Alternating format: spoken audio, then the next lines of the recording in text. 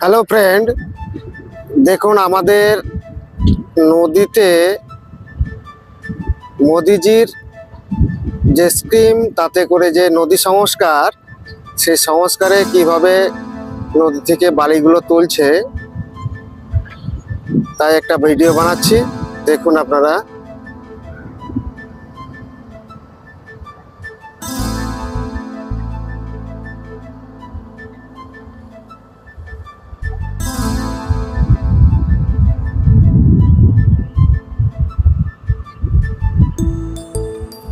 এই নদীটি আমাদের যে বাড়ির পাশ দিয়ে বয়ে চলেছে, এই নদীটির নাম হচ্ছে দামোদর নদী। এই নদীতে যে উঁচু উঁচু ট্যাক হয়ে গেছে, যার কারণে বন্যার সময়, বর্ষাকালে বন্যার সময় জল উঠে যায় ডাঙাতে, নদীতে জল পাস হতে পারে না। সেই কারণে নদী সংস্কার, এই বালি তুলে সরিয়ে দেওয়া হচ্ছে, এবং কিছু বালি মাফিয়া আছে, তারা তো রোজগার করবেই জানেন, রোজগারও করে নিচ্ছে এই সময়।